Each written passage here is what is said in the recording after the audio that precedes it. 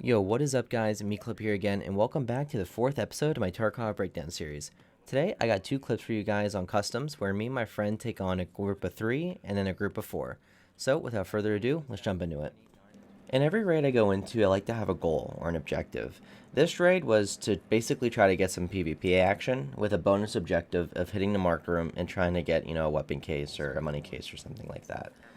We got a pretty bad spawn for it, and we end up having to travel across the entire map, but we do get shot at this train car. Right here, right where I'm pausing, is I got shot at the end of the train. So the first thing I do is run up this ramp and try to get some cover.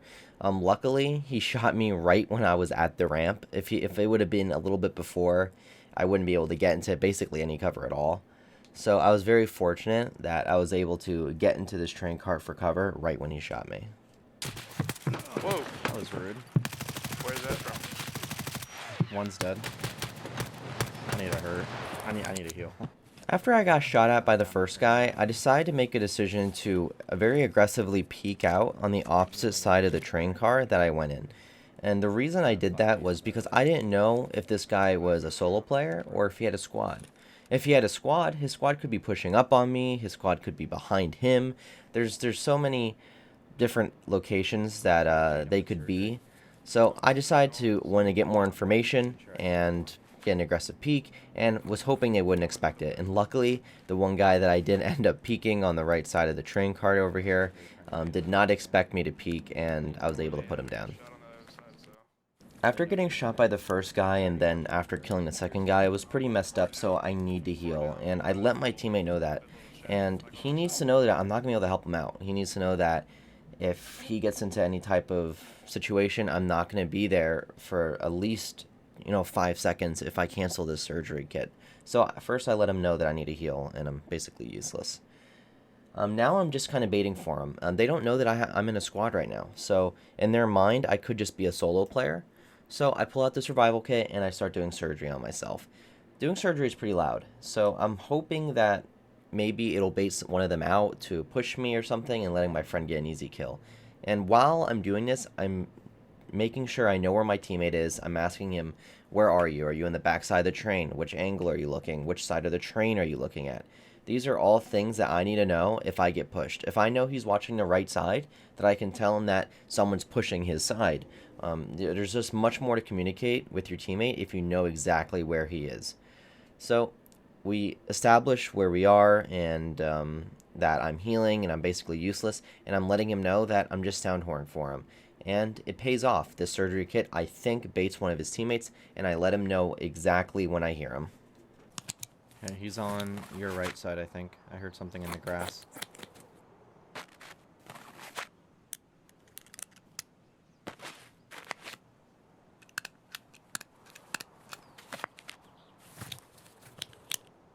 I don't know how many there are. We got one. Did you see? Two. Yeah, there's two. There's one more. Yeah, was I right? There's one in the bush somewhere. So through good comms and a good shot from my teammate, turns in this 2v3 into a 2v1, which is now in our favor. Now I just gotta heal up, make sure I'm ready for when we go and look for this guy. So now that I'm all healed up, it's time for me and my buddy to look for this final third guy. I'm going to put a map on your screen right now, so it's going to give you kind of an aerial view of what me and my buddy are facing. So the 2 blue circles is where me and my friend are located. The red square is the enemy's last known position, and the orange circle is going to be the area where this guy could have ended up flanking to, or is basically any spot where this guy can possibly be. So we know this, so we're going to start clearing the spots together. He's clearing the more of the left side. I'm going to try to get a different angle and clear more of the middle to center and middle to the right side. And there's not much else to do right now other than just look for this dude and try to stay in somewhat cover. So let's try to find him.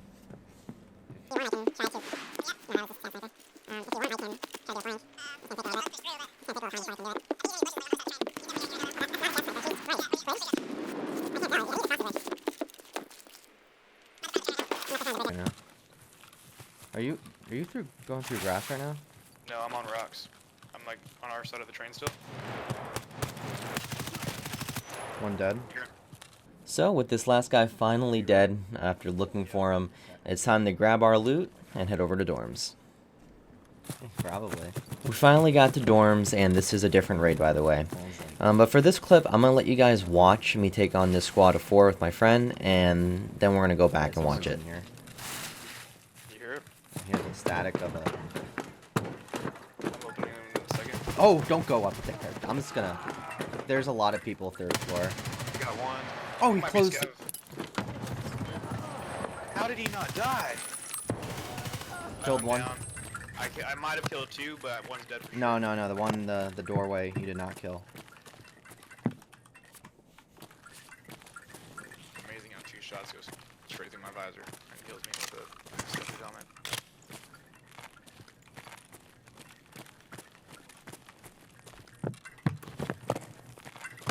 So what, 4-man squad? Or 2-man, 2-man? That we just interrupted.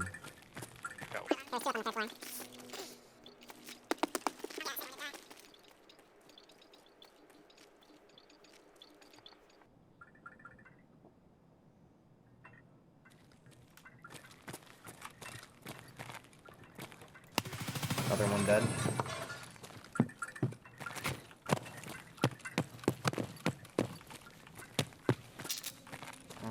Should I do like a bonehead play? It'd be cool though if it works.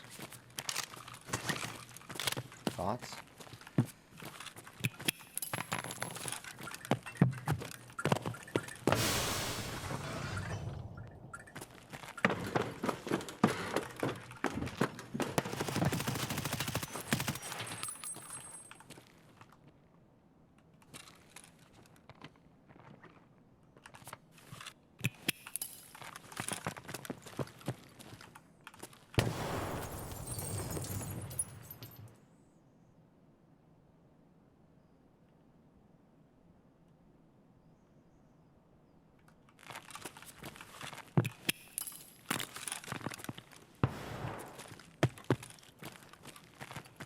Oh, I got them all. Shit. I naded the last one. I should probably. Alright, so a lot happened there, so let's go back and watch it. So I think it's either a two-man squad or a 4-man squad. But I come up these stairs to push 3rd story, and my teammate's pushing 2nd story at the same moment. I do this jiggle peek to see if there's anyone in this hallway looking at the stairs, since I just made a crap ton of noise coming up. And you can see 2 players. You can see a player right in front of me. You can see his backpack right next to the door. And you can see another guy that's at the very... in the middle stairs of the hallway. You can see his backpack as well. So me seeing these 2 players made me realize that, hey, I probably shouldn't be here. So I end up just forgetting about going up to the 3rd story, and I decided to go push with my friend down the 2nd story. Oh, don't go up there. I'm just gonna... There's a lot of people 3rd floor. I got one. Oh, he Might be closed... scav. How did he not die? Killed one. Unfortunately, my plan to go up to the 3rd story did not work out with the 2 players there and them closing the door right after. So it would have been basically a death trap for me to open that door and peek it again. It would not have been a good idea. My buddy did get a kill down on the 2nd story, which was nice, but unfortunately he got traded with. So once my friend died, it was basically my sole responsibility to kill the guy who killed him. He was not in a great spot, he was not ready for me to push. So that 2nd kill, or my 1st kill on this guy, was pretty easy, and it was basically just a trade with my friend.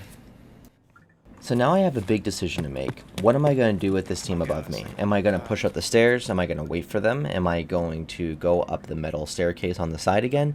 I'm not sure. So I think I'm just going to take this a little bit slowly while I think about what I'm going to do. Fortunately, they make this decision for me pretty easily. And on this screenshot right here, you can see the guy's blue laser. And that's one of the main reasons why I don't like to run lasers. Most of the time when I do have a tactical device on my gun, I like to put it to infrared. Because if you guys don't know, as long as you have any type of tactical device turned on your weapon, it'll actually reduce your weapon spread and makes hip firing much easier. So once I see this blue dot, I have to make 2 decisions. Am I going to wait for him to come down the stairs, or am I going to push him? And I elect to push him to mainly to kind of surprise. He doesn't know exactly where I am down here. He knows I'm in the 2nd floor, but he doesn't know where. I have generally a good idea where he is. I know he has to be on the stairs because that's where he's aiming at me from. And that's why I can see his laser.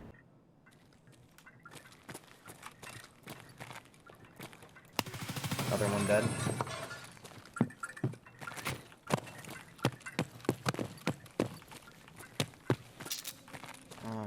So now I know there's one more upstairs because I heard him and he shot at me from before when I pushed the staircase. Thoughts? So now I have the decision to make once again. Do I go and push up these stairs, or I go through the middle staircase?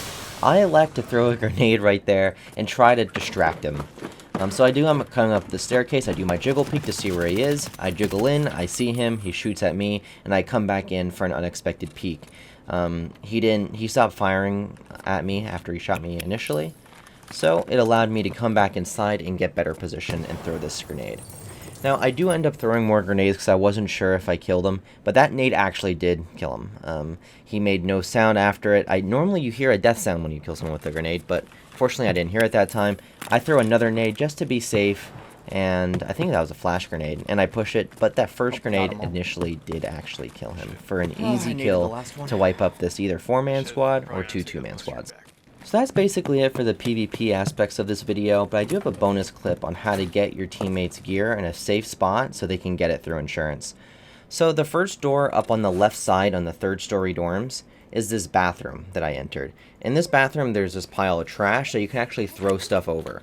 So what I do is I pick up my teammates' stuff and I ditch almost all of it over this garbage railing type of deal thing so no one can get to it. It's a very safe spot. As you can see right here, that's his kill vest. I believe I threw his helmet on the ground there as well, and at one point I threw his gun over there.